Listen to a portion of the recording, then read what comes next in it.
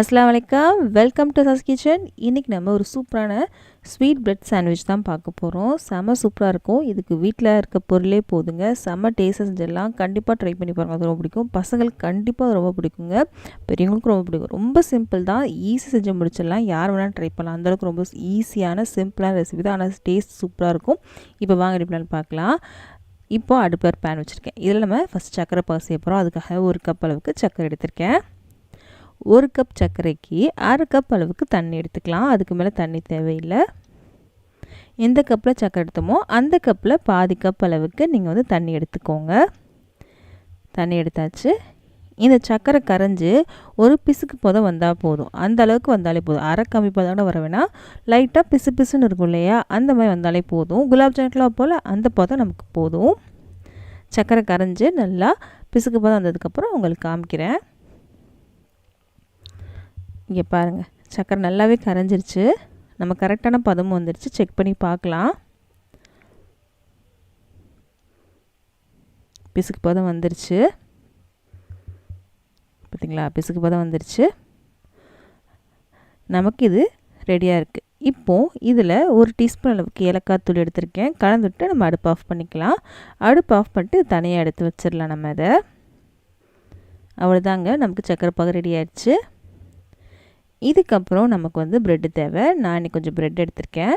நான் எடுத்திருக்க ப்ரெட் சின்ன சைஸ் தான். அதனால் இந்த ஒரே பீஸாக கட் பண்ண போகிறேன். ஓரங்களை மட்டும் கட் பண்ணிவிட்டு ஒரே பீஸாக வச்சுக்கிறேன். நீங்கள் சாண்ட்விச் ப்ரெட் எடுக்கிறீங்க அப்படின்னா 4ஆக கட் பண்ணிக்கோங்க. நான் எடுத்திருக்க ப்ரெட் ரொம்ப சிறுசு. அதனால் நான் ஓரங்களை மட்டும் கட் பண்ணிவிட்டு கொஞ்சம் பெருசாக வச்சுக்கிறேன். நீங்கள் சின்ன சின்னதாக கூட வச்சுக்கலாம், அது உங்கள் விருப்பம் தான். நான் இந்த சைஸ் வச்சுருக்கேன். கொஞ்சம் பெருசாக தான் வச்சுருக்கேன். ஓரங்களை மட்டும் தான் கட் பண்ணியிருக்கேன். இந்த மாதிரி எல்லா ப்ரெட்டையுமே நீங்கள் கட் பண்ணிக்கலாம். இல்லை நீங்கள் 4 பீஸாக கூட போட்டுக்கலாம், அது உங்கள் விருப்பம்தான். இப்போது இந்த மாதிரி எல்லா ப்ரெட்டையுமே நம்ம கட் பண்ணி தனியாக எடுத்து வச்சுக்கலாம். நம்ம ஒரு பாத்திரத்தில் எண்ணெய் சூடு பண்ண வச்சுருக்கேன். நம்ம கட் பண்ண ப்ரெட்டை நம்ம பொரிச்சு எடுக்க போகிறோம். கோல்டன் ப்ரௌன் வரணும். ரொம்ப கலர் வச்சிங்க அப்படின்னா உங்களுக்கு ரொம்ப கிறிஸ்பாகிடுச்சு அப்படின்னா உங்களுக்கு நல்லா இருக்காது. ஓரளவுக்கு நல்லா கிறிஸ்பாக இருக்கணும். கலர் வந்தோடனே எடுத்துருங்க. அப்போ உங்களுக்கு கரெக்டாக கிறிஸ்பாகி வந்துடும். 4 ப்ரெட்டு சேர்க்குறேன் நான். ரொம்ப பொரிச்சிட்டிங்க அப்படின்னா உங்களுக்கு அந்தளவுக்கு நல்லா இருக்காது. கலரும் ரொம்ப சேஞ்ச் ஆயிரும். நீங்கள் சர்க்கரை பாகில் டிப் பண்ணும்போது கலர் ரொம்ப கருப்பான மாதிரி இருக்கும். அந்த மாதிரி நமக்கு தேவையில்லை. கோல்டன் ப்ரௌன் வந்தோடனே நம்ம எடுத்துடலாம். ரொம்ப சீக்கிரமாகவே வந்துடும். அதனால் பக்கத்துலேயே இருங்க. ப்ரெட்டை மட்டும் பொரிக்கும் போது போட்டுடலாம். இந்த கலர் வந்தாலே போதும். 2 பக்கமும் இந்த கலர் வந்ததுக்கப்புறம் நம்ம எடுத்துடலாம். இங்கே பாருங்கள், கலர் வந்துருச்சு. நம்ம எடுத்துடலாம். இதுக்கு மேலே நீங்கள் பொரிக்க வேண்டாம், எடுத்துடலாம். இந்த கலர் வந்தோடனே எடுத்துருங்க. இதுக்கு மேலே கலர் வச்சிங்க அப்படின்னா உங்களுக்கு கருப்பாயிரும். அந்தளவுக்கு டேஸ்ட் நல்லாவே இருக்காது. இப்போ நம்ம எடுக்கலாம். இதை எண்ணெய்லாம் இருக்கும் இல்லையா, அதனால் வடிகட்டுறதுக்காக இந்த மாதிரி பாத்திரத்தில் சேர்த்துக்கிறேன். எண்ணெய்லாம் வடிஞ்சிரும்.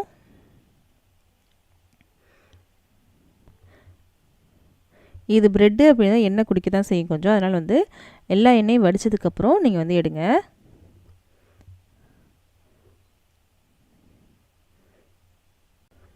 இந்த பொரிச்ச ப்ரெட்டை சூட்டோடையே நம்ம செஞ்ச சக்கரை பாகில் சேர்த்துடலாம்.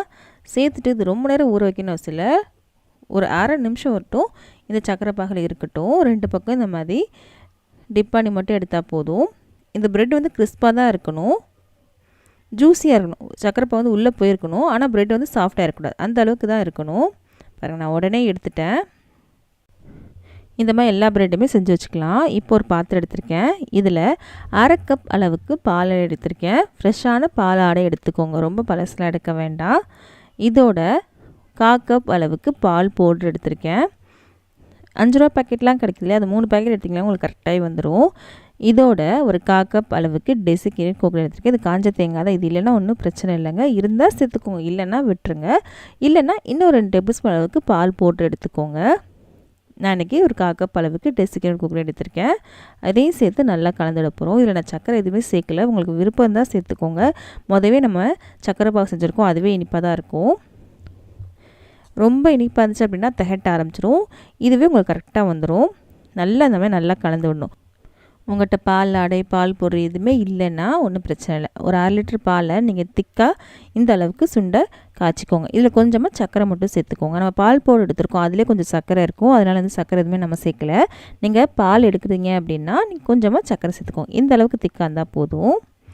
பால்கோவுக்கு மொதல் ஸ்டேஜ் அந்த அளவுக்கு நீங்கள் வந்து பால் வந்து திக்காக காய்ச்சிக்கோங்க. இப்போது நம்ம செஞ்ச ப்ரெட் இருக்கு இல்லையா, அது மேலே நம்ம செஞ்ச இதை வந்து நம்ம மாதிரி வச்சுக்கலாம். வச்சாச்சு. இப்போது இன்னொரு ப்ரெட்டை நம்ம என்ன பண்ண போகிறோம் அப்படின்னா மேலே வச்சிடலாம், ஒரு சாண்ட்விச் மாதிரி. இந்த மாதிரி செஞ்சு ஒரு 10 நிமிஷத்துக்கு நீங்கள் ஃப்ரிட்ஜில் வச்சிங்கன்னா நல்லா செட் ஆயிரும். இந்த மாதிரி எல்லாத்தையும் செஞ்சு வச்சு ஃப்ரிட்ஜில் வச்சு 10 நிமிஷத்துக்கு அப்புறம் நீங்கள் சாப்பிட்டிங்கன்னா ரொம்ப ரொம்ப சூப்பரான ஒரு ரெசிபிங்க. கண்டிப்பாக ட்ரை பண்ணி பாருங்கள், அதுக்கு ரொம்ப பிடிக்கும்.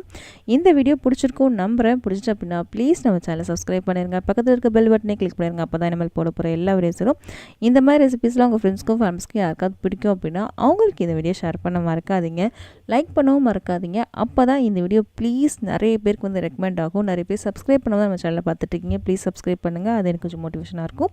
நம்ம அடுத்த வீடியோவில் சந்திக்கலாம்.